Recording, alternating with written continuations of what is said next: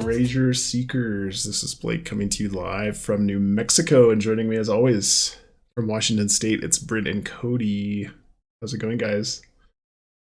Good evening. This evening so far has been full of ups and downs. But I will say, I wore shorts today for the first time in what we guessed was probably 6 months. So that was electric. Spring is here.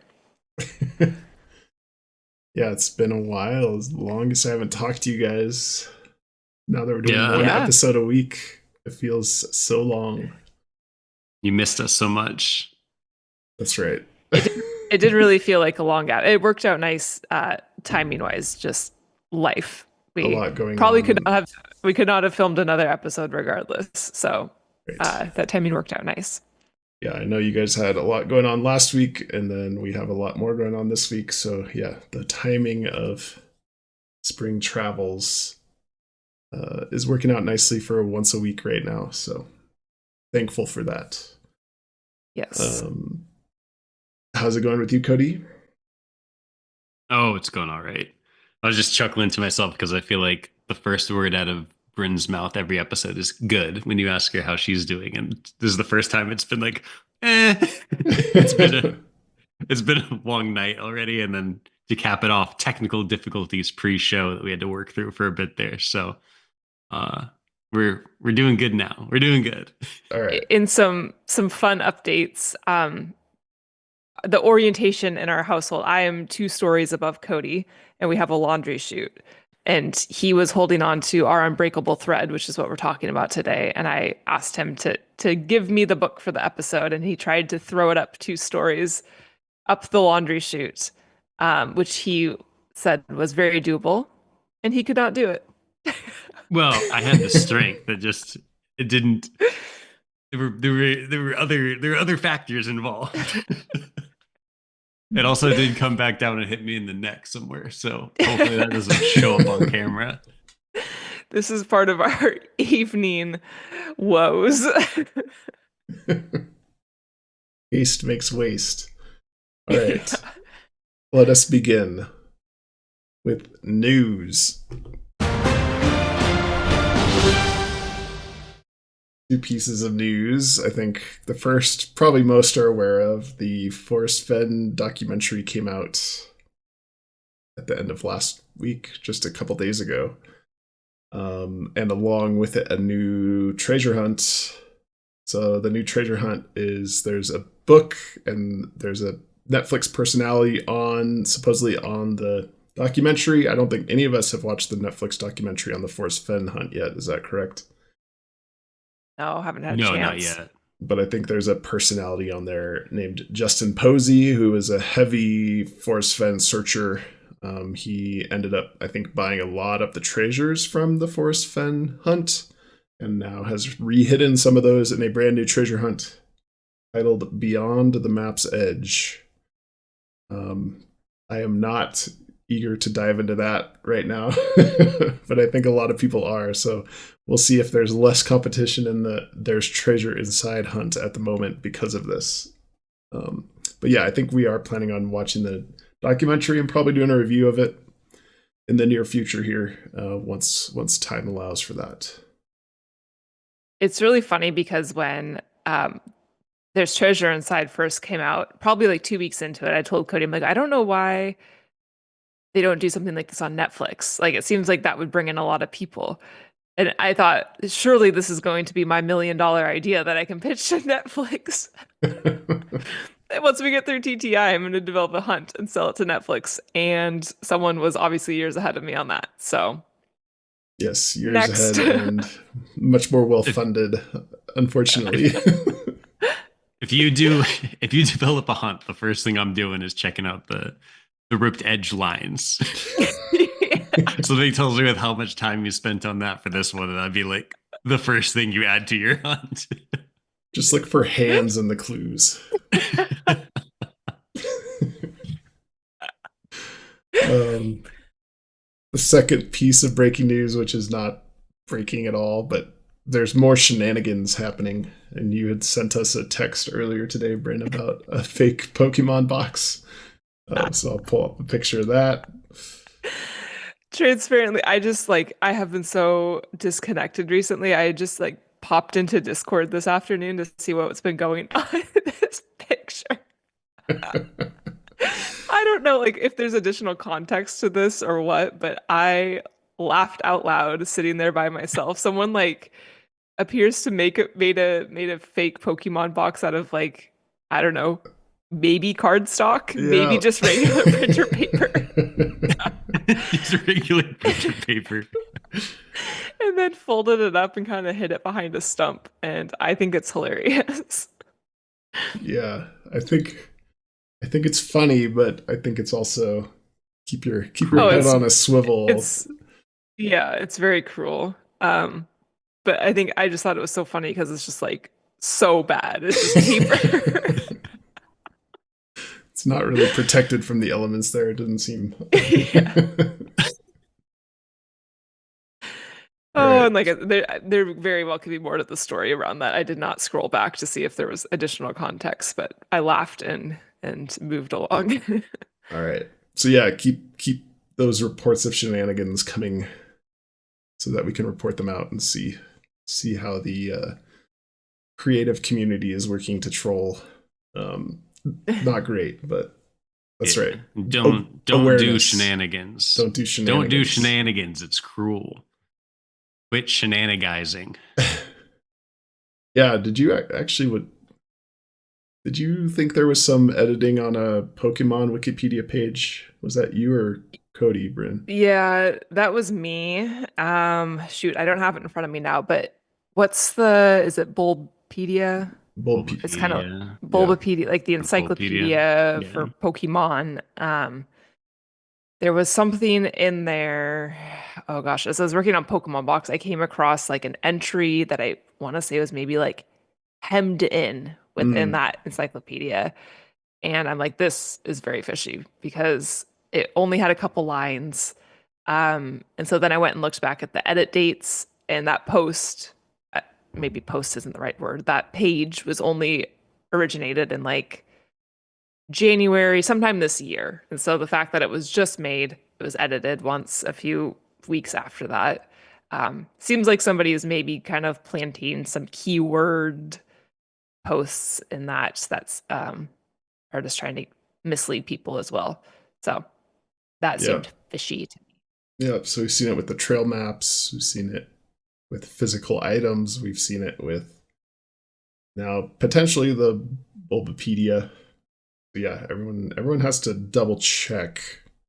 One fact you might find on the internet particularly might not be legitimate at this point in time. So make sure you're crossing your I's and dotting your I's and crossing your T's. Find a second source. Ask somebody that knows something about Pokemon or any other subject you're researching. It's a dangerous internet out there. Should we dive in? Go ahead. I was just going to say it's quite ironic to use the phrase crossing your T's and dotting your I's on TTI. Oh, nice. Coincidence of the day right there. All right, should we dive into horseshoes and hand grenades? Yeah. Cody, you have horseshoes and hand grenades today. Yeah, so for this one, I think I'm just going to walk through some things I was looking into, and some of it seemed interesting. Ultimately, it's horseshoes and hand grenades, so nothing crazy to take away from it. If you want to pull up the picture I sent you called U1163. So I'm really, as you can probably tell from the last episode, really hung up on the Andvari and Andvari's ring note in the our other treasures, some of our other treasures part of the book. Probably some variation of confirmation bias where I've just invested so much time now into looking at these myths and operas sprouting off of the myths that I just want something to be there.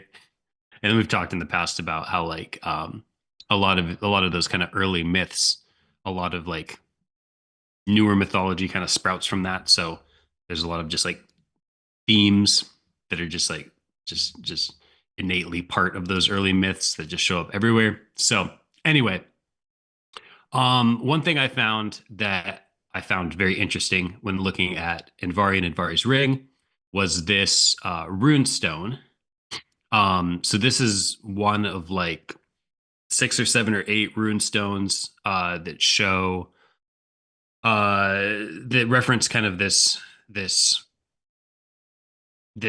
story having to do with Andvari and Andvari's ring. So in this particular rune stone, it shows Sigurd, which is one of the characters associated with the story, thrusting a sword through this dragon, Fafnir, and then Andvari, and then a Valkyrie, and they're all 3 of those characters are like in the top 1/3 of the runestone. They're kind of hard to see at first, but once you see them, it's kind of easy to see it from there. So you can see in the top left-hand corner, is Andvari holding a ring. Lower than that, that's the ring, and that's the little him holding it. And then the dragon goes around the outside. That's like one big long dragon. So I got a picture on the screen there, and then at the bottom of that picture shows the actual runes that are around the dragon, and say something. I didn't write it down, but it's basically says like this runestone was created for this person by this person. This is essentially what it says.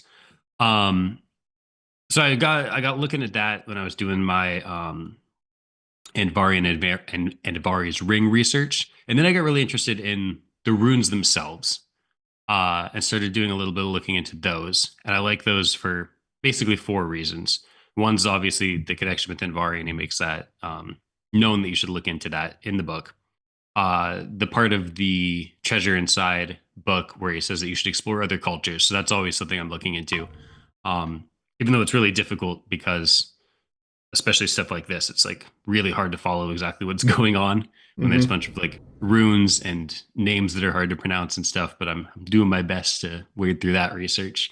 So the other cultures thing, the runes were also, I found references to where they're kind of considered like divine, which is also one of my keywords I've been keeping an eye on that I've referenced in the past, that it feels like JCB uses the word divine in important parts of the book.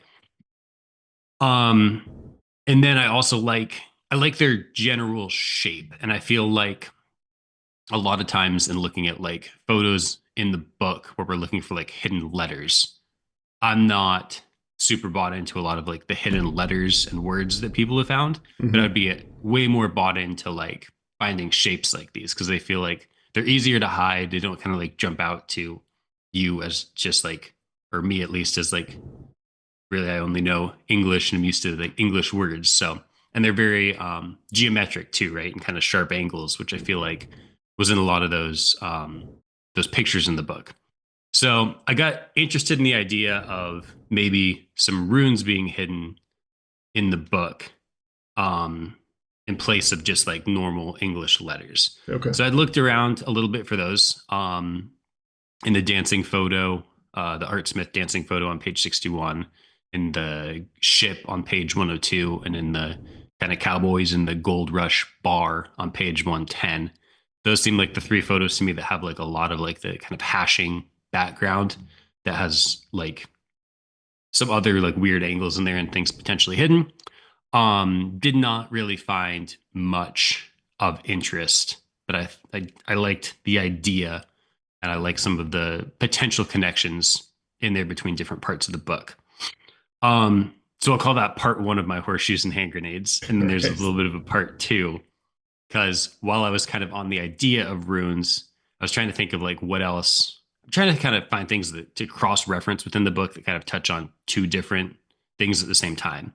So one thing that I thought that I could try and bring in with the runes was the whole Star Trek thing, where I like randomly mentioned Star Trek. Because it seemed like Star Trek Next Generation, maybe there'd be like a good chance that there'd be like some sort of episode with like runes or kind of something similar. Yeah.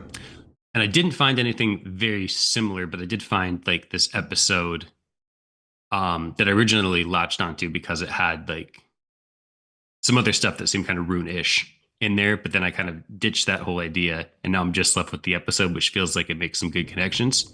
So in this one episode, it's Star Trek: The Next Generation, which he references. There's the Scotty picture in chapter 1, and he references later on that from the ages of like whatever it was, 16 to 21 or whatever it was. And we know that Scotty's not in the Next Generation. I mean, a couple of episodes maybe, but we don't want common knowledge. We don't want we don't want Mailbag. sorry, I'm not a big Star Trek guy, and I was not following that part. But it's from the original series, Star Trek in general, and then his favorite was Star Trek's The Next Generation. That's right. Yep. So in Star Trek: The Next Generation, season 6, episode 12, called "The Chase," I believe it was season 6, episode 12. I should check that. But the whole idea of it is, oh gosh, and now I'm so hesitant talking about Star Trek because like people get super into it, and I don't know anything about Star Trek. I'll help you. Don't worry. Okay. Is this a Star Trek thing? Yes. It's Vulcan, right? Yeah. See, you're much more knowledgeable than you're letting on.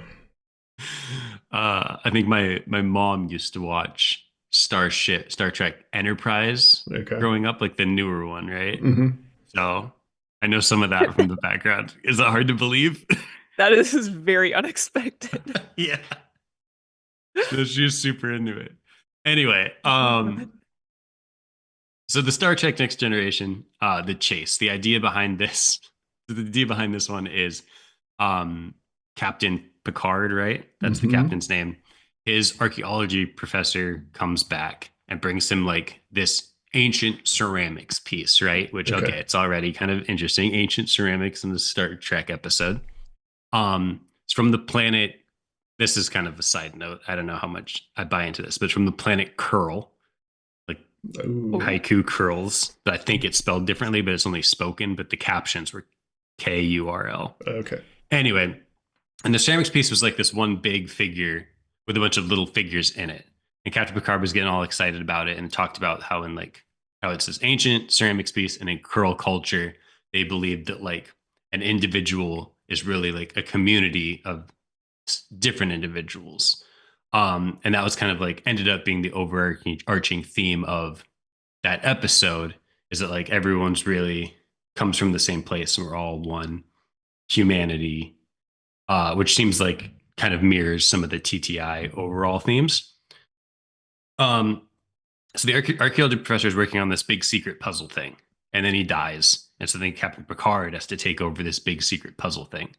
And it's this puzzle, and he's working on it, and there's 19 blocks of numbers. Whoa. Oh my. And they're trying to figure out what these 19 blocks of numbers are. And then they eventually figure out that they're not DNA sequences, but they have to do with like DNA sequences. And they've so far been collected from 19 different species. And then the other like 2 antagonist groups in Star Trek are also trying to do the same thing. And they've each captured, or they each have like some of these blocks, but no one has all of them. So anyway, they kind of work together, but at the same time are opposing each other, and end up putting all of their blocks together to get like a complete, he was like talking about like it was a jigsaw puzzle, except missing one piece. And they ended up going together and figuring out this last piece. And then in the end, it ends up being revealed that when they put all these pieces of the DNA thing together, it makes like this hologram person who like explains that basically all of the different people in Star Trek, including humans, were like seeded from this one specific DNA seed. Yes, and that everyone's really have you seen this episode, Blake? Oh yeah. Oh really? You can probably, as I'm explaining it, you can probably explain it better than I can. I didn't catch up till the end. I like this episode a lot because it talks, it's understanding why all of the aliens in Star Trek, at least the humanoid ones, like have the same body, right? I was just gonna say that. Yeah, it explains like all the humanoid features, and at the end, even though like the antagonists are against him and whatever, they're all like, hey, at least we can agree we're all like come from the same place, and we have more similarities than we realize, and we all kind of want the same things. Sorry, I should have just had you explain the No, episode. I didn't catch on until about halfway through that it was this episode. I didn't I could have remember saved it all that myself well. $2.99 buying that episode of You Star bought the Trek. episode? Oof. Nice. Yeah, I could have just asked you. But it was good. So that one I liked. It seemed like there were a couple of things that jumped out to me of like that mirrored some things in the book. And I know that, JCB said that he was really into Star Trek. The whole solving a puzzle, 19 blocks, and the idea of like both working together and not working together, because I feel like that was something that was referenced in the book, in like taking both sides of that. Mm-hmm. And then I looked in the book and there were two specific references to DNA, which I would not have expected, where he says like something's in someone's DNA. Mm-hmm. So now I'm also kind of keeping an eye out for, I guess, DNA type things. Okay. I don't know. This is all like one day of research that started with a rune stone and ended with Captain Picard's DNA. That's awesome. What a journey. And now Cody's- now the DNA theme. I was gonna say Cody's new theme is DNA type things. DNA type thing. Like a strand of DNA. Some might say a thread. Yes. An unbreakable thread of DNA. Oh yeah, that's something else I was gonna say. Sorry, I was trying to remember all the things as they were popping into my head because I got all excited about them and then I couldn't remember them when I actually went to write them down after watching the episode. One of them is we're about to talk about this whole unbreakable thread thing, which seems like it's also very like DNA, not overtly DNA, but like the whole idea is like passed down from generation to generation, one strand, almost like one strand of DNA being passed down from generation to generation. So that was another reason I think I was getting excited about it, because I had Unbreakable Thread text in my brain still as I was looking into it. So Cool. That's it. I don't know. I think JCB, it would not be crazy to assume there could be some significant Star Trek references because of if it was like his favorite show, and it seems like there's a lot of thematic things in the book that you could also find in multiple different Star Trek episodes. But that's the one I kind of cling on to. Oh. We are heating up. Violates the Prime Directive. Yeah, I don't know what you're saying. Everybody knows it's a Star Trek fan. All right. Have you watched all of Star Trek Next Generation? Yeah. Oh, wow. Yes. So I have not picked up on a lot of connections, unfortunately. So I'm glad you went down this path, because it inspires me to think about it a bit more. So good work, even if it's at least it sparks something in you who knows much more about it than I do. Yeah, but it can't be that much, right? Yeah, because there's people that are very into Star Trek that would immediately identify something if it was too overt. Right. And yeah, I don't think he wants people to watch the whole series of Star Trek The Next Generation. It would have to be something that's easily findable, or like very high level, I think, if it were to be a clue at all. Yeah. So. My extent of my research was the word generation. Yeah, I mean, with the unbreakable thread, it certainly seems like that's the theme. And I think we'll talk about that during the discussion. If we think the clues are tangible clues or thematic clues, I would say is probably one large debate. So cool. Great work. Should we dive into the mailbag? You've got mail. That was not Rashawn's. Sorry. Wrong button. All right. We have an email from Rachel. It's a two-parter, and both parts are very useful, I think. So thank you to Rachel for writing in. She wanted to follow up about the episode we had a couple episodes ago about some more of our treasure items. So this is the end of the book where there's treasure items that weren't covered in the main text, and he had a chapter at the end that talked about some of these orphaned treasure items that weren't in the book. And that's where we got our Anvari's ring that Cody is doing a deep dive into. Some would say fixated on. Yeah, I was fixated on unhealthy fixation. And anyway, I think it was me that mentioned I didn't see any items in that photograph at the introduction of the book, where there's a picture of the lion's share treasure box plus all the treasures spread around it. And I was like, I don't see anything missing. Well, I was very wrong. There's tons of things missing, and Rachel has cataloged them. So there's a steel ring on page 62, the Amelia Earhart photo, Thoreau's journal pages, the 1960 gold medal, Washington's jelly glass, Carnegie's emerald, the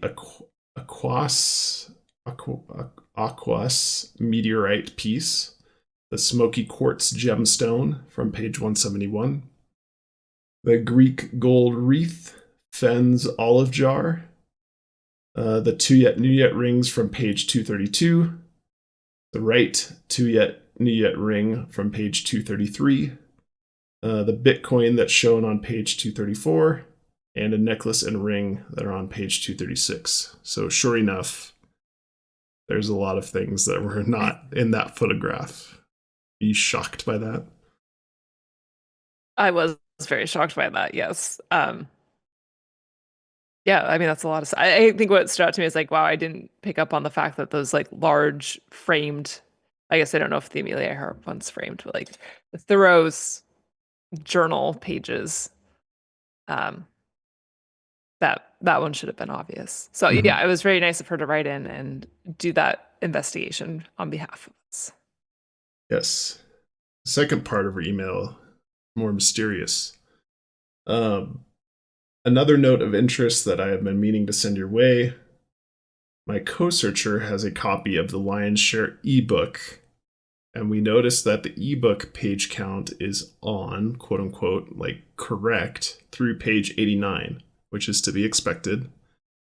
So we're talking about the missing page 90 in the physical copy, and now translating that into how is that represented in the ebook versions that we have. And then she says, then it becomes one page off, but that starts at the page count of 97 and then skips page 98 and jumps to page 99, which resets the ebook page count to match the actual page numbers. So that's from the Apple ebook, is that gap where it's off for a few pages after page 89 and then catches back up on page 98. So I'm confused because I thought all the ebook versions were just like pictures of the pages. So the Kindle, I think, was the picture of the pages, but I think the Apple ebook and certainly the ebook that I have from the publisher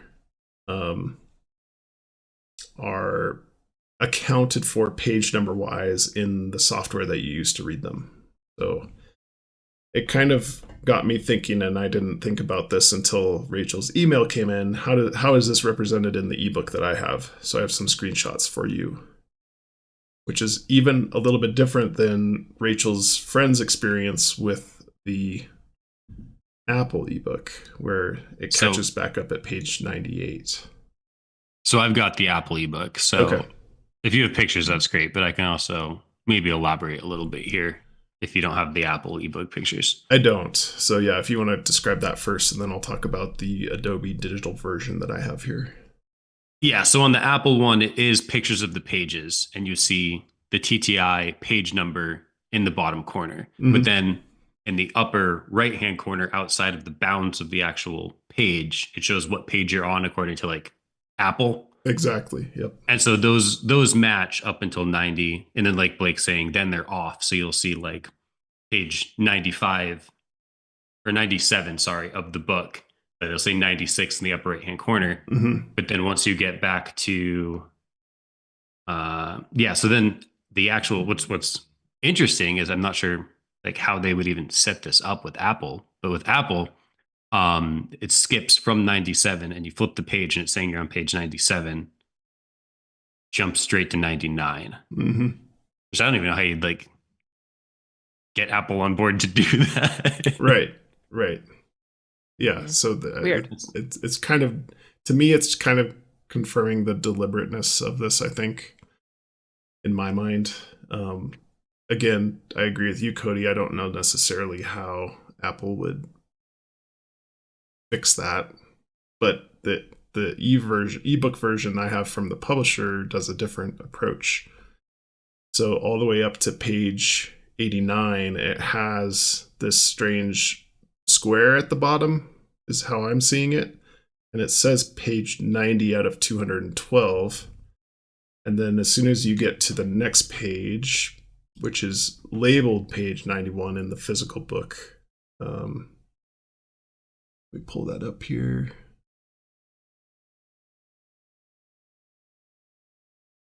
Ebook. Where is my ebook? Oh no, here. So it goes from 89 in that box, and then in parentheses it said 90 out of 212. And now when you get to the next page, it's 91 in the box out of 212. There's no more little parentheses things. So it catches up at page 91 in the Adobe version of this book.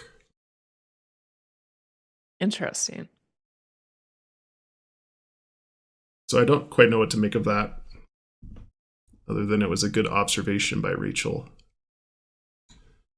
Yeah, I guess my first instinct is like if I were to try to then just decipher like an additional layer of clues based off of the missing page 90 in a digital version, I would probably lean more towards trusting this Adobe version from the publisher as like the truth of how that should be translated versus it going to a more of a third party through Apple, where I would have to imagine they really didn't have any control over how that shows up. Yeah, I mean, I guess I'm surprised it like corrects itself at all. I guess it Yeah. has to though. I mean, it could just be one page off after you hit page 90, right?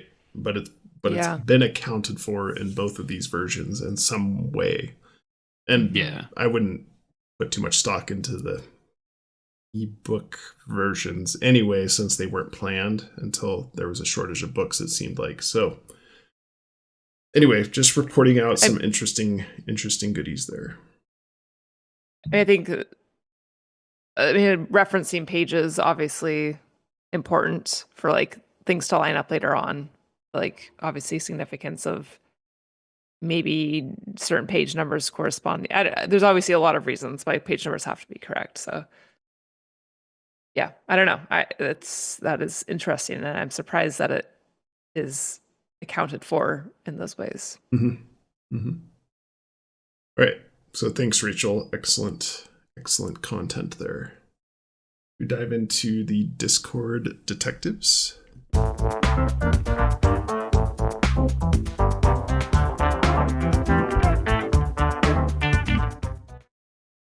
Discord detectives is our horizontal head bobbing. I don't know if I'm going to be able to bring this up since I had to restart my computer. Do you want to do your coincidence of the day and then we'll come back to Discord detectives? Yes, mine's quick, so hopefully you can find it quick. All right, Cody. All right. Sorry about that. Coincidence of the day. This is a true coincidence of the day, much like we talked about it a few weeks ago, probably, about how we're getting a little too elaborate with our coincidences of the day. And finding Froakie in a pack of Pokemon cards was supposed to be our level of coincidence of the day. So this is bringing it back to something more like that. I was drinking tea the other night. Oh boy. And I noticed the brand of tea. And the brand of tea is called Celestial. I thought that's very interesting, perhaps even a coincidence of the day, because I've been really bought into a lot of different celestial things like satellites and moons and stuff. But now I'm like getting even more convinced of, I think it was last episode when we were talking about like eclipses and sun patterns and stuff like that. I think the chances of there being some sort of celestial clue or tie in the book is really high. I think I'd probably bet on yes versus no. Um, and obviously there's probably should have pulled out the actual phrasing word for word that he used, but he said, JCB said in the book, that may be just your brand of tea, I believe is what he said, which seems strange, right? Because normally it's like, I think the phrase is like cup of tea, right? Mhm. So it seemed like strange phrasing, brand of tea, celestial. I like a lot of celestial potential solves. Um, I guess the only other thing I'd add to that is that like it seems like there's like 100 or at least order of magnitude around like 100 of these like weird little quips that he says, or it feels like it's something. I was just thinking about it. I was on a walk today and I was thinking about how like every time I hear one of these quips, I like want it to be like this big swing for the fences, break open this big solve. And like, I guess realistically or like logically, the majority of these little clips have to be small little things like that, right?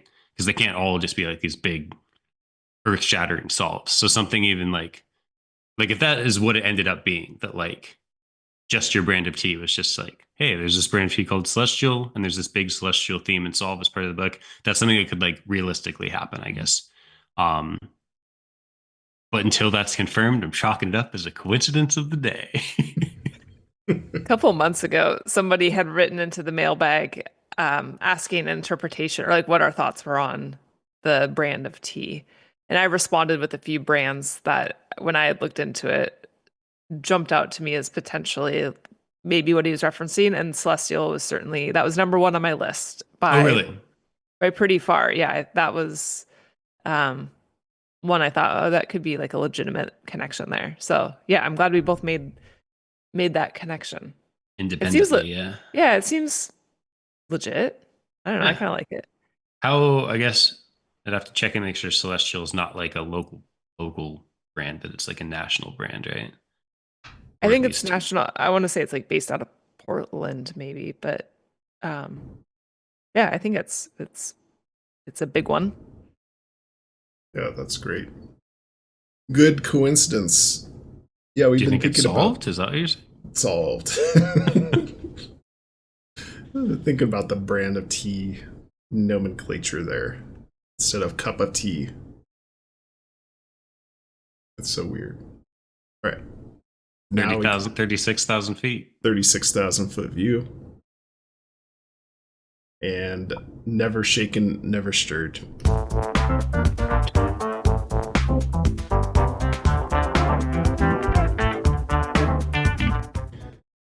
Never shaken, never stirred. This is from Reddit. The story of Anne Fleming and Laura, Duchess of Marlborough. Anne and Laura Chartice, who made marrying well an art form. So this is a book called Never Shaken, Never Stirred. And so people are speculating whether or not this is meant to be a clue to reference that book, because of the interesting phrasing that Jon Collins-Black used in that reference in the Michael Jordan chapter, instead of shaken, not stirred, which is the typical 007 James Bond reference, never shaken, never stirred. So there's debate on whether or not he's using never shaken, never stirred to better describe Michael Jordan as like unflappable. But that's what people are speculating here online. Anne and Laura Chartice, who made marrying well an art form, while Laura eventually became the Duchess of Marlborough. Anne's third and final husband was the journalist Ian Fleming, who is the author of the James Bond novels, is my understanding. It says journalist Ian Fleming, not author Ian Fleming, so I don't know if it's the same person. I'm assuming it is. I did not do the research. I apologize. And then 2 posts down, it says, I'm not sure if it's a crazy coincidence or if he dropped this book title purposely for the connection, but here's a fun fact. According to Wikipedia, Laura's third husband, Michael Temple Canfield, was the former husband of Lee Radziwill, sister of First Lady Jacqueline Bouvier Kennedy Onassis. I mean, if this is intentional, we're all screwed. That's Anyway, wild. yeah. So, how many degrees of Kevin Bacon do we want to play necessarily? Probably not too many, but it was a fun fact and interesting coincidence, certainly. If it's a That really coincidence. is. So, anyway, it all goes back to the never shaken, never stirred comment, right? If that is meant to be a clue in some way, I think it's still up in the air. But people are starting to make connections in the community, which I think are interesting. Mm-hmm. Yeah, I guess I would argue, since there is the 007 reference with the badge numbers in chapter 1, that I think we debunked as being untrue.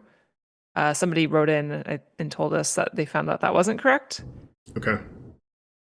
I guess we have not fact checked that, but since we do have that 007 reference, I guess I would lean more towards that not necessarily being a connection this way, but just more of like a broader thread that we need to pull between those two instances in the book.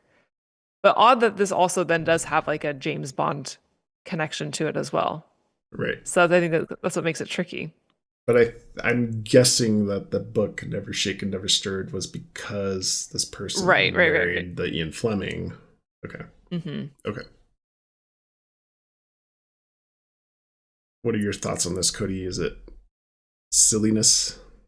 What was her name? Which one? Laura, Duchess of Marlborough, or Anne Charteris? Charteris.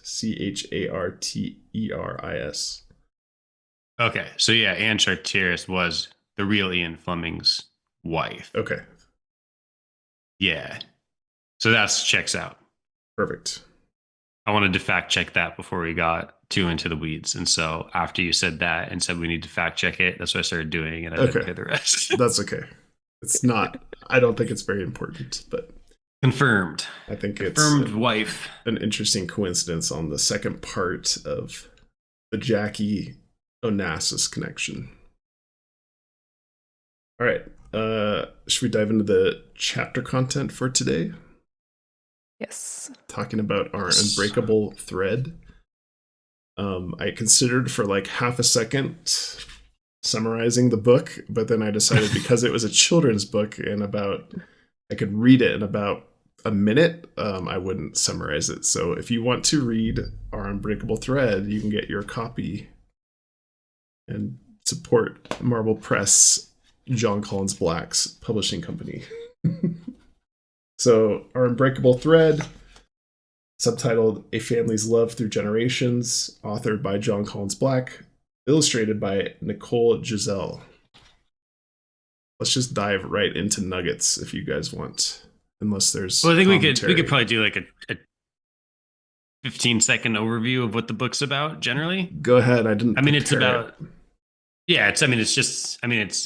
it is kind of described in the title, but it describes a child being born and growing up, and keeps talking about like this invisible thread, which I was actually surprised. I didn't read the book.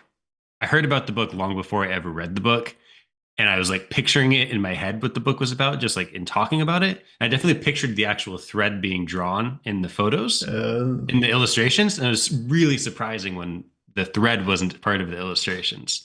But they talk about this. The author talks about this metaphorical thread that just kind of like connects father and son, and talks about it like getting tighter and looser and snagging at times, but just always being there, and just describes like the connection. And then at the end of the book, I think then his son has a son, and the thread just like keeps extending. Mm-hmm. But that's the gist of the story. I should have said no spoilers before I. Spoiler alert. All right. Well, that was a great summarization. Thank you, Cody. It was off the cuff too, in case that wasn't obvious. So there's debate, at least amongst our group. And I think full disclosure here, we discussed it right before the podcast. We haven't really looked at any other content. I know that there is that's out on the internet discussing our Unbreakable Thread. I know there is a Matt video, Matt Tech Tips, which we have highlighted a couple episodes ago. That's really good.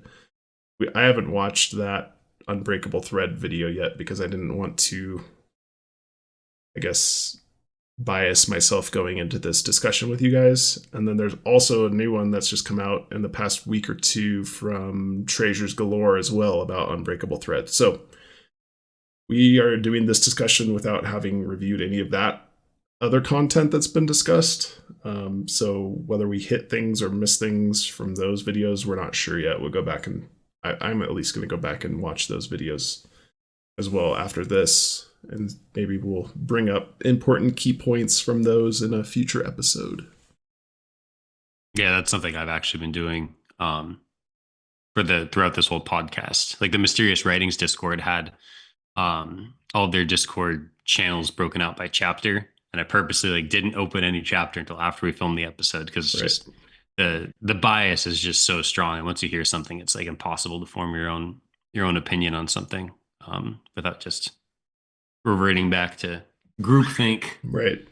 Which was the mistake I ran into last episode of Joy's Serenade and looking at those two stanzas about that Treasures Galore talked about. It's like, well, I guess I'm thinking about them this way now.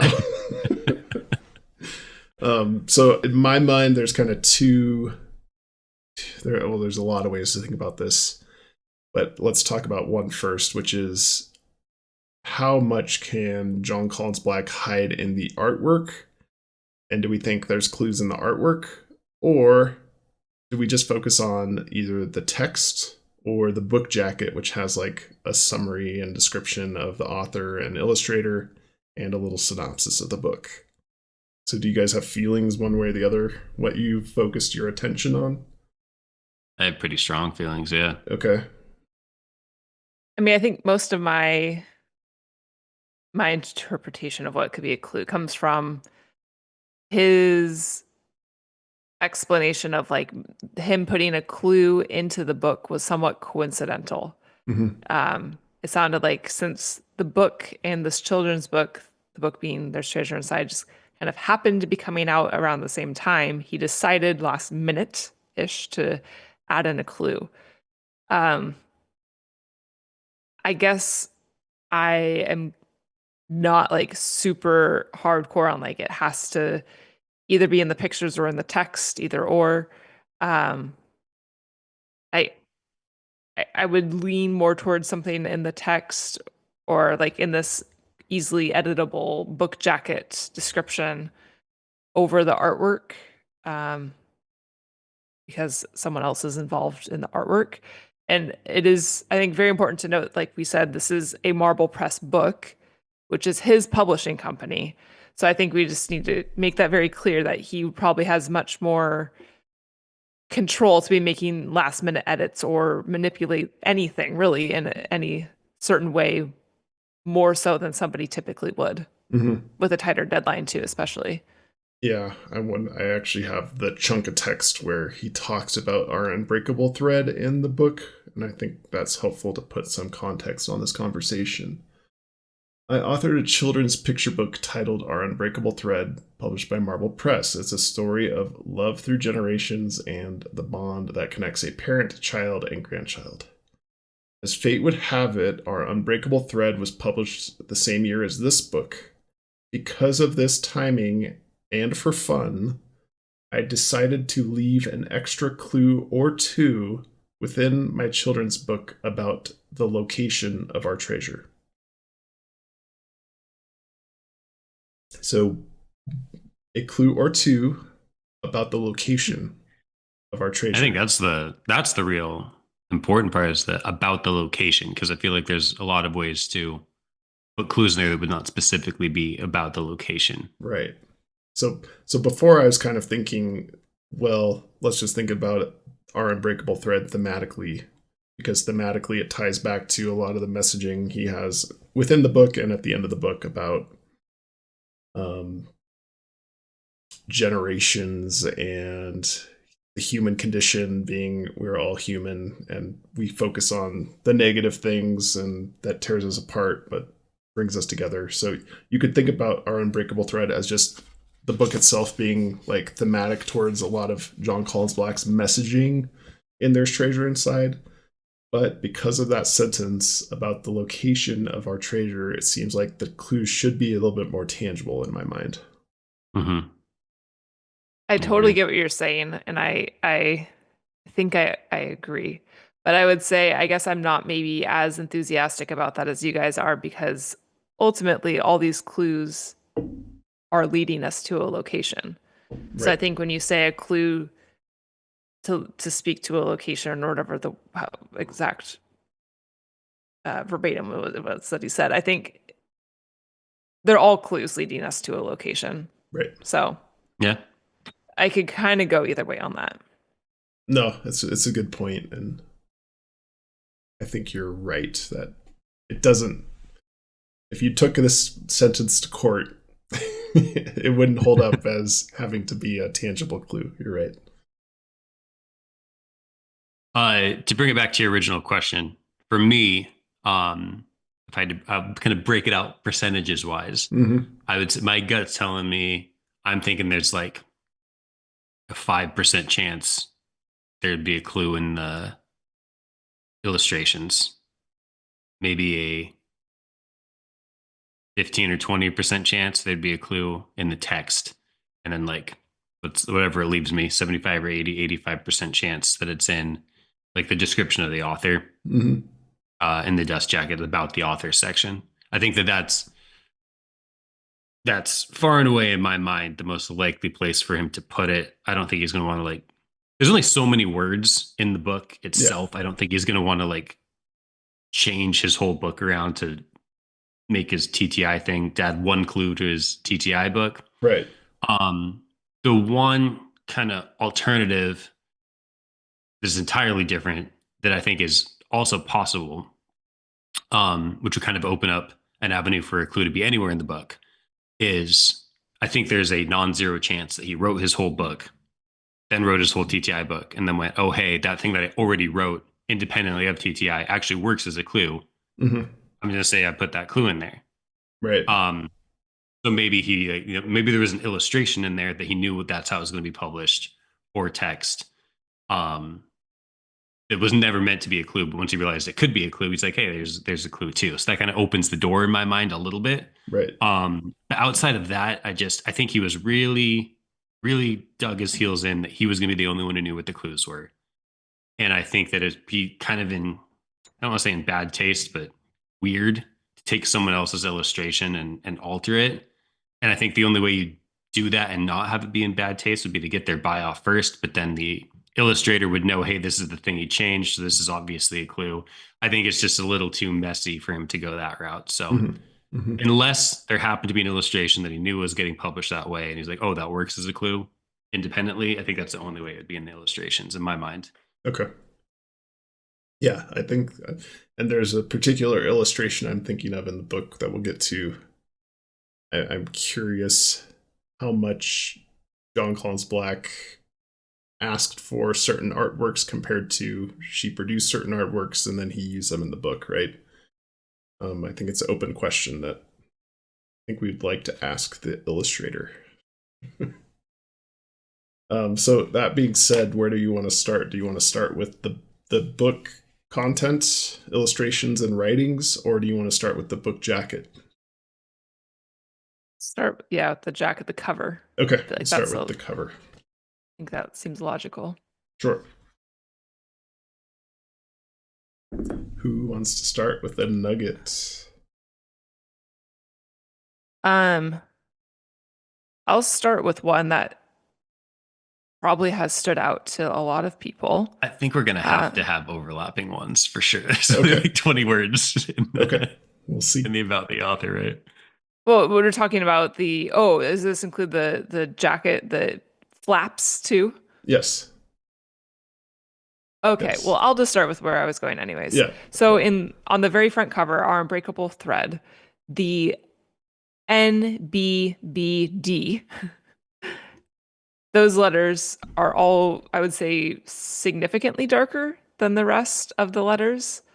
And I guess I would just probably chalk this up to the, oh, nice, to the type of the artwork method here. I know it was watercolors, and it mentioned another type of like more an opaque type of watercolor used as well. So I would just probably chalk this up to the method used to create this lettering. But it is, I think, notable. The words are really flowing out of my mouth right now. It is notable that these letters are darker.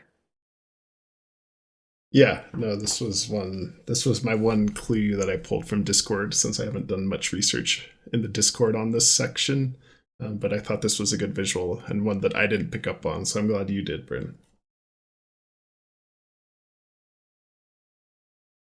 The trying to figure out where it said the media that was used. Watercolors and gouache.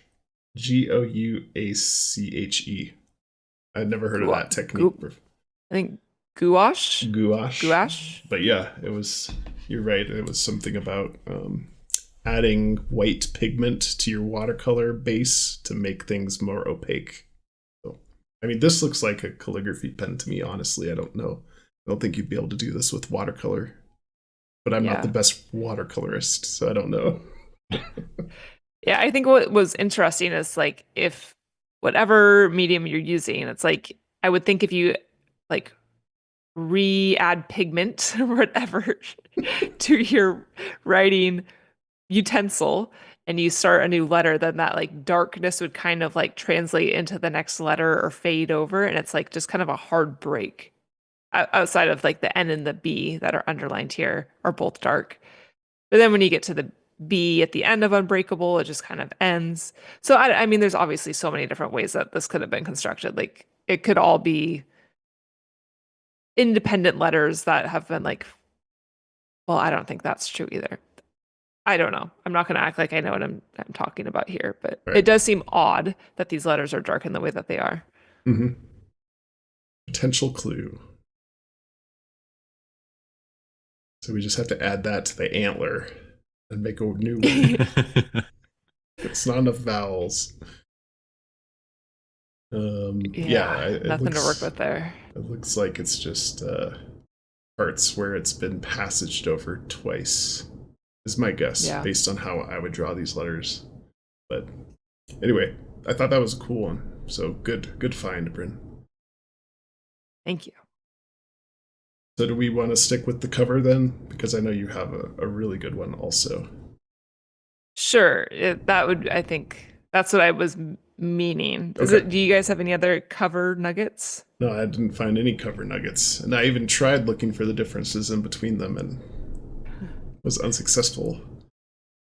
Cody, do you have anything, or should I just jump into what I found? Let's jump into your best in show nugget. So I think do you have a paperback of this, Blake, or you have a hard copy? No, it's a hardcover. Hardcover.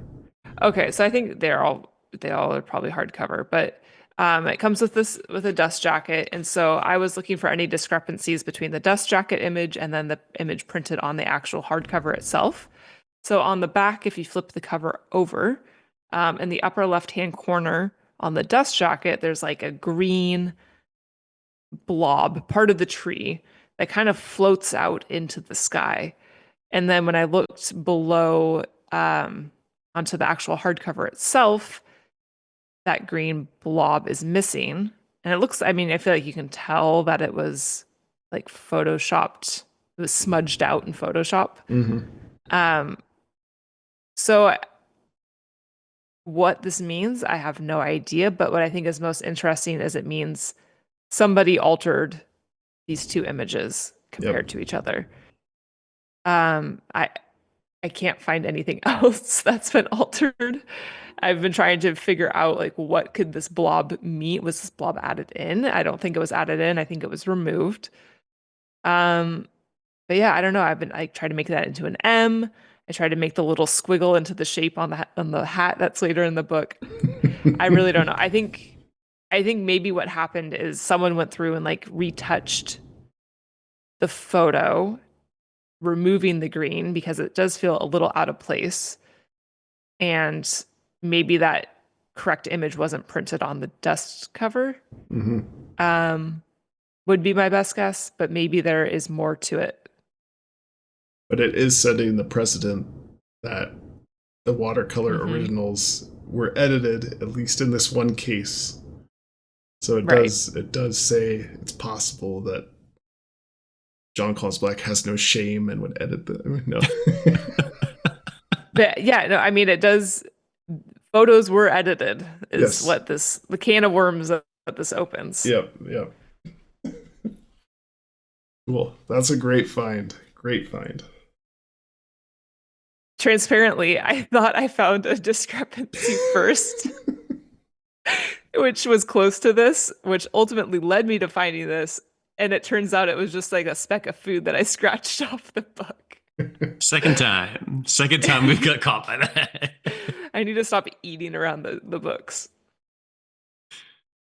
All right. Any other things you want to talk about, Bryn? Or can we dive into the contents of the book jacket? Yeah. All right.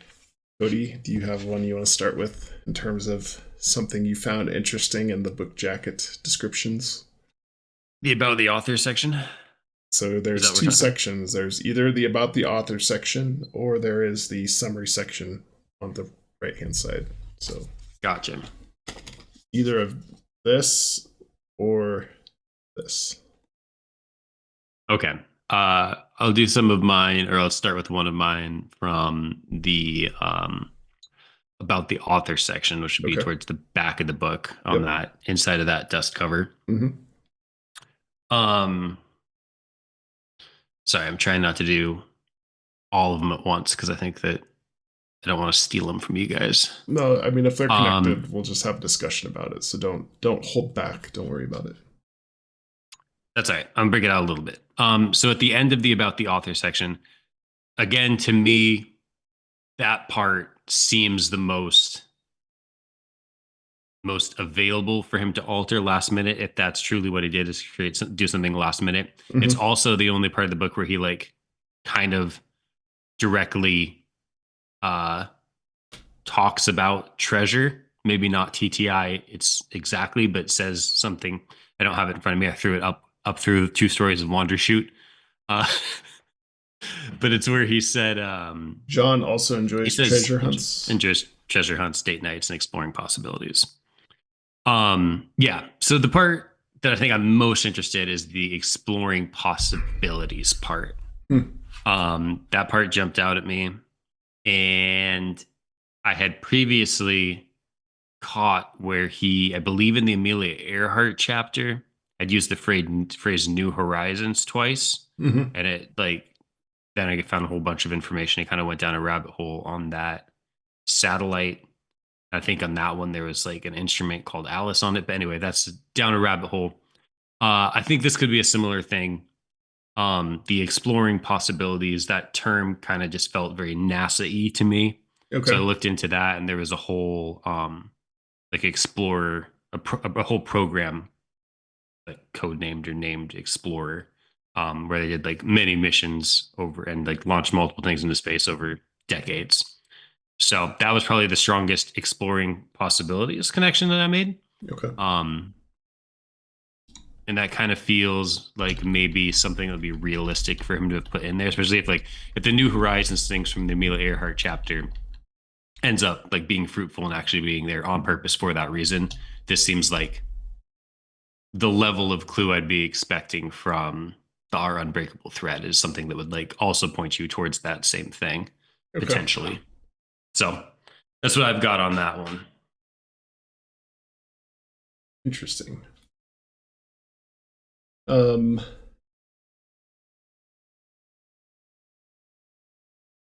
thought from the about the author section, the illustrator, one of her hobbies is crocheting amigurumi.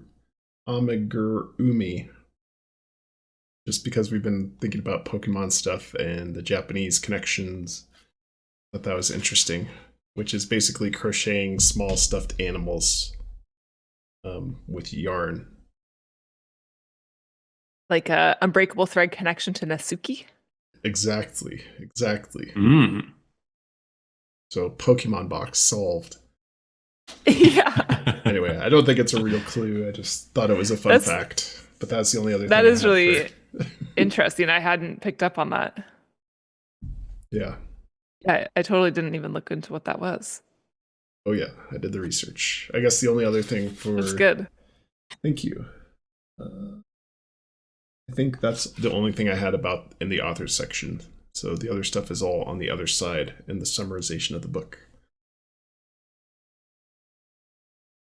Yeah, I guess I'll jump to the summarization section. Okay. And I would say just in general, like the overall emphasis on generation to generation feels very significant, which, like we said, that's kind of what this book is about. But I just think it's kind of like when we talked about joy in there's treasure inside. Like it's almost so obvious you don't want to discuss it, but like we need to discuss that here too. The generation to generation thread.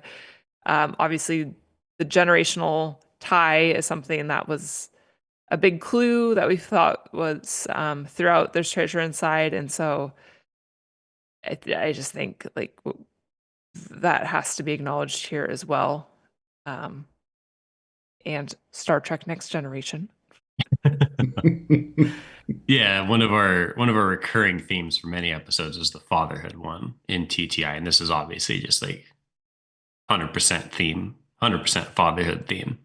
I had also written down themes of lineage/family trees, and along those same lines, I also thought there's a little bit kind of reminiscent of kind of the birthstone conversations we've been having previously, maybe just because there was two births specifically referenced in here. I didn't like reference birthstones exactly, but I feel like, I don't know, birthstones is always there in the back of my mind, other than the fact that we learned that there's friggin' 50 birthstones for every month. Okay, it's interesting that you say the birthstone thing because at the beginning of the book, like when the baby is born, and then at the end of the book, when that son then has a baby, it starts and ends with rocking the baby to sleep. We have rock or stone. And there's the term touchstone in the summarization of the book, which I highlighted. Oh my. Through the touchstone moments of a child's life. Yeah. I thought that was weird. So that is really interesting. All right, we've already gathered more from this than I was expecting us to. I actually am pretty intrigued by. So now, just because we're on the topic, I'm going to do the first dive into the book, which of course is the picture that I don't have. And there's still more in the book jacket that I want to cover, but just because we're talking about stones, did you notice the bracelet that the child was wearing on the first day of school? Mm-hmm. That's like a 4-color bracelet. I know, Cody, you can't see it right now, but I'll try to hold it up to the camera. Yeah, did it remind you of the oh my gosh, which chapter with the dancers? Art Smith, my favorite chapter. Yeah. Right.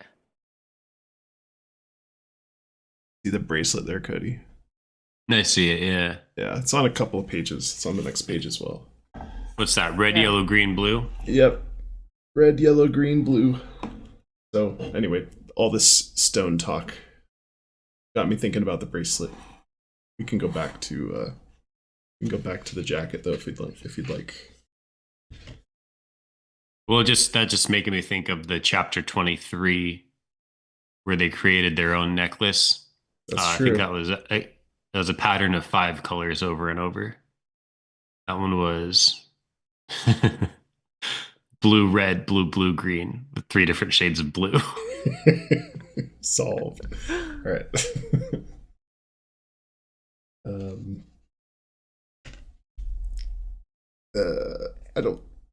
Let's see, parent to child, written, and so he does mention joy in the book jacket description as well.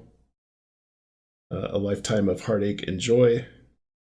And then the next paragraph in there, written in spare powerful, read aloud verse and illustrated with warm, evocative watercolors. Not the word spare there, and I didn't know if it was meant to say sparse. It was a typo. Written in spare, powerful, read aloud verse. I thought that was strange. Yeah, I didn't know what to make of that either. I think even the powerful read aloud verse, like that at least makes sense, but I thought it felt like very almost dramatic for a children's book. Yeah. Like are we supposed to be like snapping for this, or I don't know. It just felt like a little too literature-ish for a children's book. It felt intense compared to the actual like language, the copy of the book.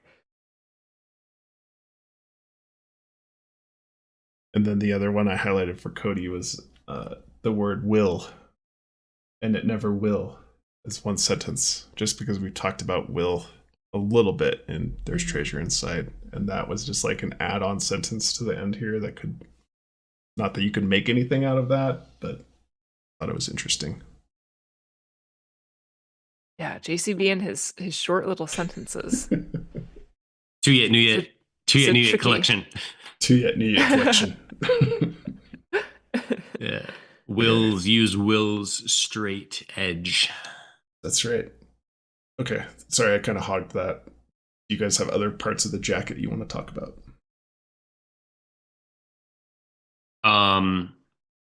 Yeah, I'll do my other two from about the author jacket. I really focused on that because it was calling to me. Okay. As that's the section that would be hidden in. So Jon also enjoys treasure hunts, date nights, and exploring possibilities. The other part of that jumped out to me is the date nights, because I feel like he referenced that multiple times in the book. And then also, I mean, the most prominent one would be chapter 23 when he talks about their date nights and specifically making that necklace during a date night. So that's also one of the reasons I had that date night necklace on the front of my mind when we looked at that bracelet. And then his passions include playing monster and chasing his kids. Mm-hmm. That seems like the kind of thing that could just be included just because it's a fun thing to include. But it also seems the reason it would be fun to include is because it's so unique. And it could also be unique because it's a hint for something potentially. Playing monster. Maybe it's because I've been reading a lot of old Nordic myths about monsters. Right. I would say I didn't catch on a lot of monster talk in There's Treasure Inside, other than maybe pocket monsters. Pokemon. Yes. Interesting. I'm laser focused on Pokemon. Blue eyes, laser focused. Blue eyes like lasers. All right. What else, Cody? That's just it for me for the jacket. Okay, so the jacket is chock full of clues, many more than one or two. I just want to add that we did say like this is clearly like father connection through generations, but that he does specifically call out at the end of the front flap that it would be a great thank you for Father's Day. Mm-hmm. So just like really doubling down on the father theme there. Mm-hmm. Oh, that's a good point. That's a good point. All right. Who found clues in the book? In the illustrations is kind of, I think, all that I focus on for the rest here. I'd be curious if people find potential clues in the words, because I did not. I'll start with the TTI in the bottom cover of the book in one of the illustrations. I have a picture of it. Oh, yeah. Yeah, pull up the picture. Potentially it says TTI backwards here. I saw that too. I don't know. In what? In the blue? Yeah, in the blue here. Oh, That's negative God. hilarious space. that we both thought that could potentially be it. Because now that I look at it more closely, I'm like, why would I even think? Right. So now I have to find the V and the O and the O in the word search. Yeah. Hey, they Oh can't all boy. be good. Anyway, that one caught That my one's eye. not. Okay. So- Cody, I like it. as sure as you I, are that page 90 is a clue, is how unsure I am that would be a clue. but I also just love that not only is it not that, but also if it was, it just is not helpful in any way. I mean, that could be the Well, page that yes, has the because TTI clue. it's pointing you to the VOO. Mm-hmm. All right, Well, let's hear a good one. I will say starting from the beginning, Okay. we have this page here with the crib. Mm-hmm. So a few things that I gathered from this page would be the quilt hanging Oh, on the Theme. bed. nice. Little theme. So as much as that would have been a joke at the beginning, I do think it maybe has some validity now as we have this kind of like weaving of tapestry thread. I don't know, greater mural. I think you could argue that like a quilt is kind of a mural in itself. So I thought the quilt could have significance. The mobile that hangs over the crib has the sun and the moon Mm, and clouds and the stars. So that's very celestial. yes. And then the artwork that's hanging over the crib has birds for a bird's eye view. Mm-hmm. 36,000-foot bird's eye view. Yep. Yes. Excellent. Yeah, it's really good. Good connections. I didn't find any goodies on this, but I wasn't thinking hard enough. I was looking for more discrete things, I think. It's maybe my problem. Yeah. Well, and I think I mean, like you said, it's hard to know like how prescriptive was he with the illustrator to say, can you please add a quilt? Can you please do this, this, and this? So Right. yeah, very hard to say. Okay. Yeah, I did nothing with any of the illustrations because I was just so bought into the idea that that's not an option.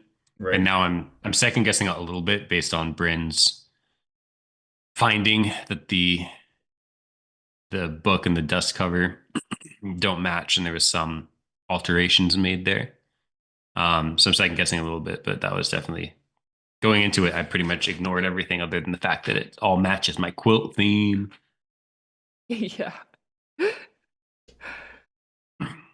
I've got one more for the text. Okay.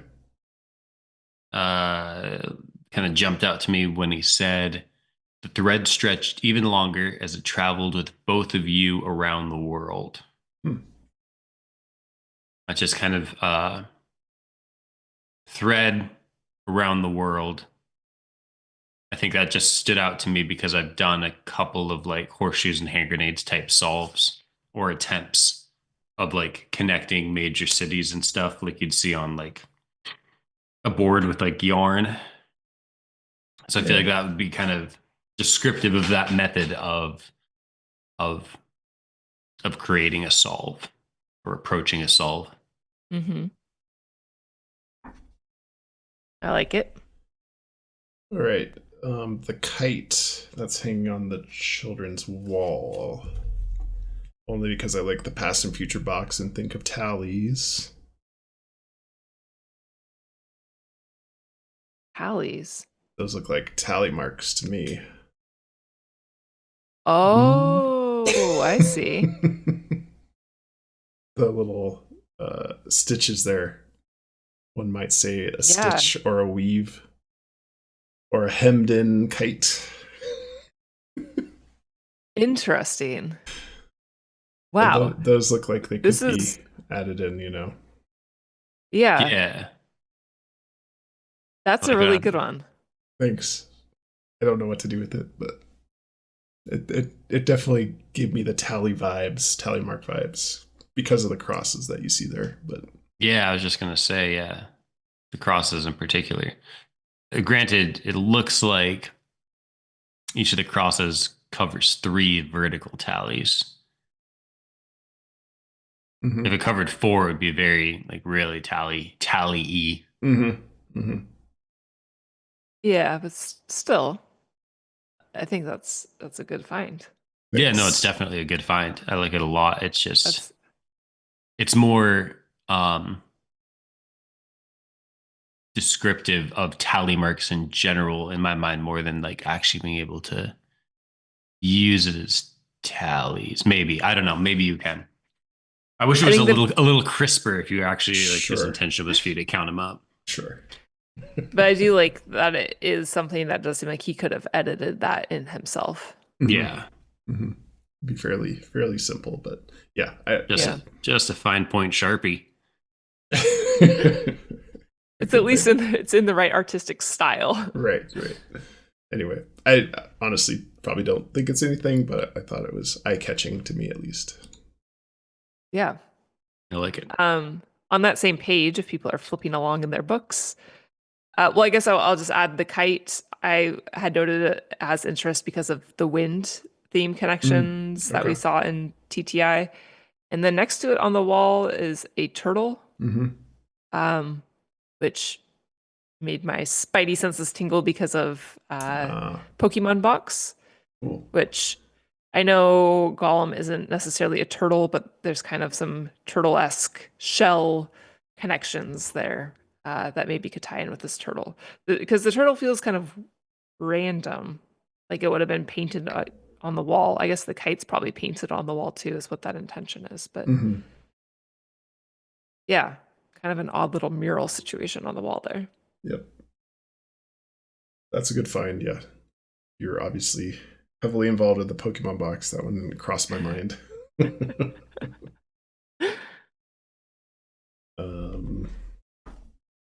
Let's see. If we go back Yeah. to the page before, Uh-huh.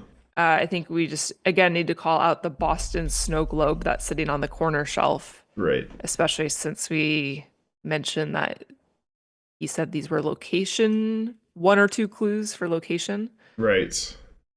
I think I And have some zoom ins on those from history here. okay. Go ahead and move on, though.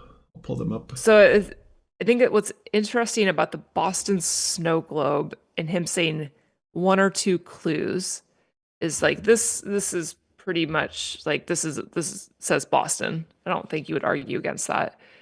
But later on there's a picture of the son in his bedroom and there's some posters on the wall.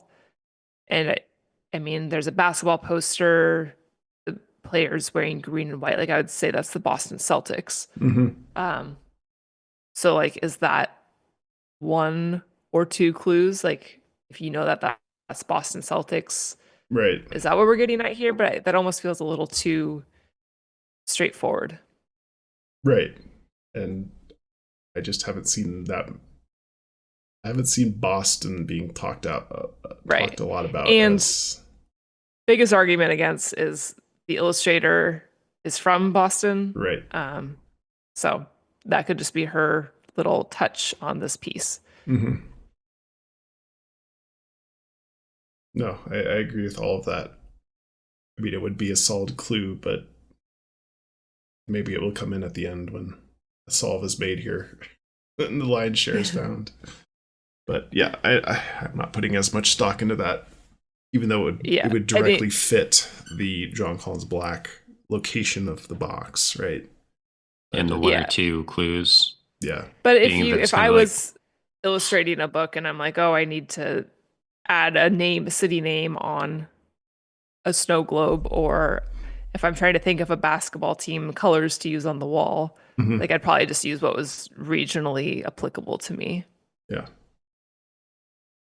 So yeah, I think I discount that one a little bit, even if it's wrong.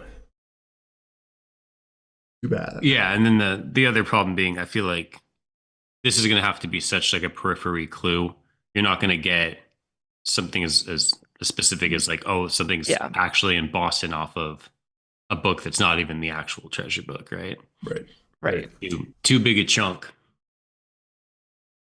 Now, if there's like, Agree. I don't know, some like list of cities you need for something, then it works. I don't even know. something that works without Boston but works better with Boston, then yeah. I don't know how you'd even, yeah, I don't know. All right. The one that's most interesting to me is the illustration, kind of almost halfway through the book, of the kids on the roof looking through the telescope.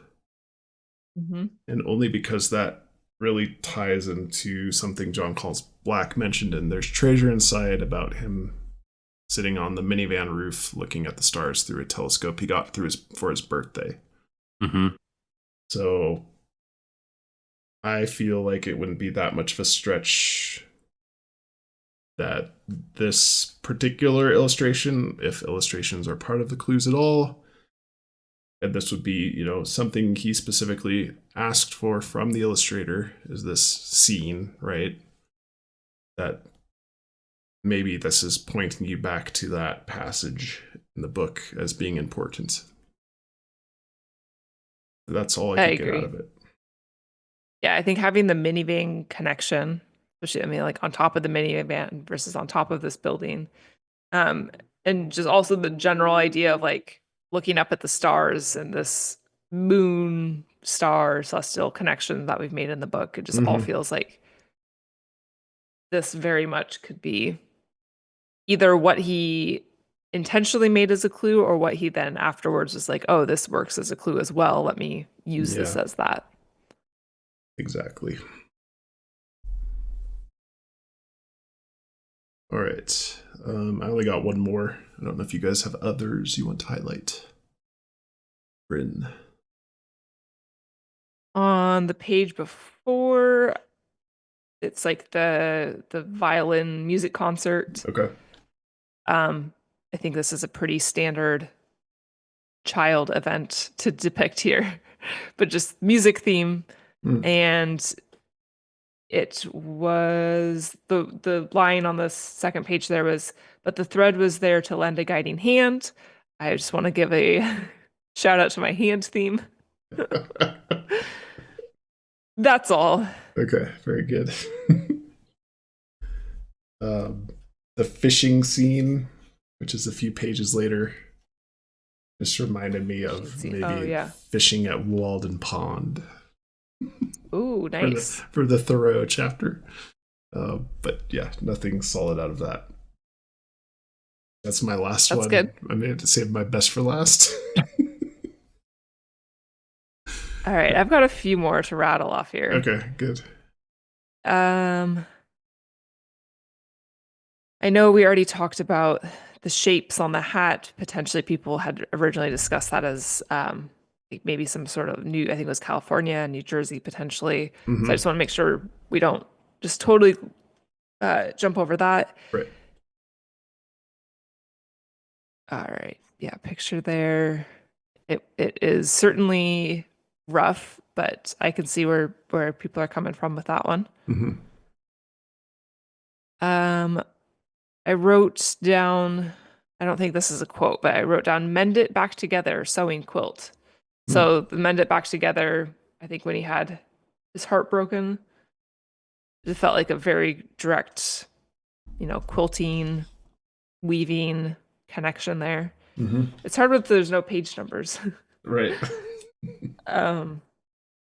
Yeah, the mending it back together, obviously nothing crazy there, but it felt very deliberate. And what else do I have? The next page where they're at a funeral, there's all the symbols on the tombstones, which I think we've been doing too much rune talk, but I was definitely kind of looking very closely into those, seeing if there was anything I could pick up on. And I think that just feels too, like this is just the illustrator, in my opinion, kind of making markings, abstract markings. Like there's a couple crosses you can see, but just like general markings with watercolors, I don't think you can get too prescriptive there. But the other note about that page is, again, the wind. So we have another wind theme occurrence. Interesting. And my last note is then at the very end, when you get to the scene of like the son has now had his own son, they're in the rocking chair again. That quilt, so his baby quilt is now a baby quilt in this nursery. The toys, some of his childhood toys, are now in the baby's nursery. They're rocking the baby again.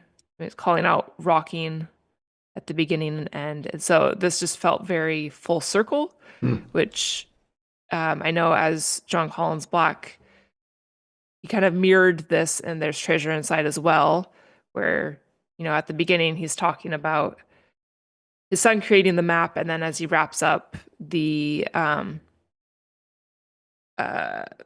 Appalachian Footpath Trail, he says that this is coming all full circle by him then creating a map to wrap up that book as well.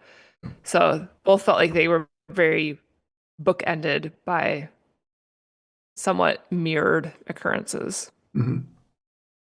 Good connection there. Did not pick up on that. And that's all I've got. Cool. That is our Unbreakable Thread. Other comments or discussion points that folks want to make here?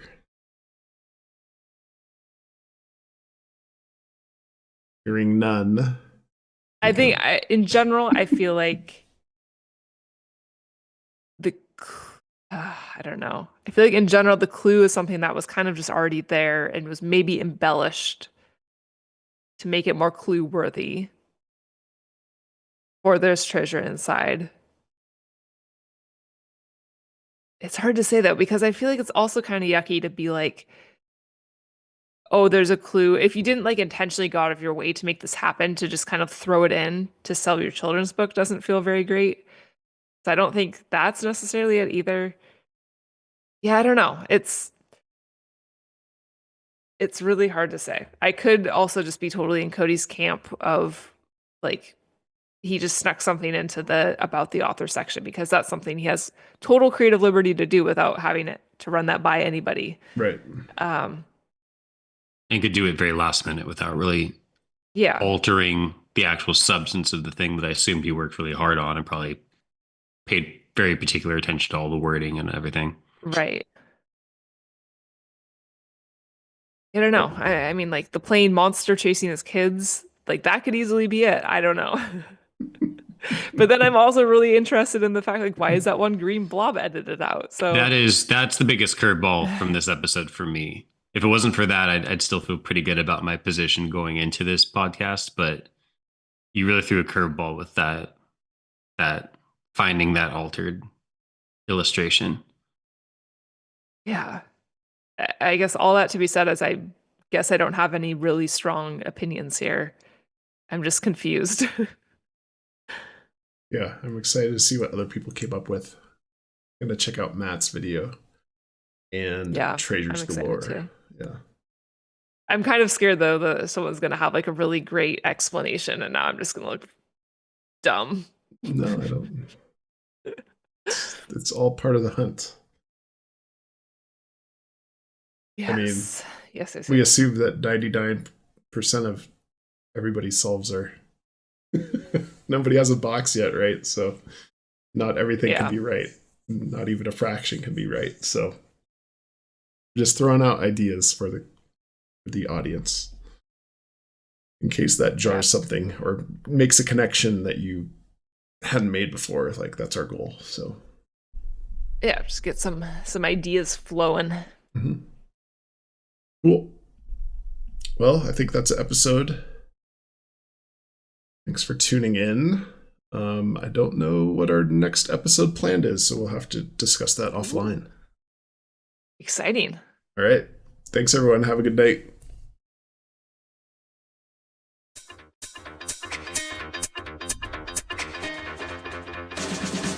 Searching for clues, let's find you.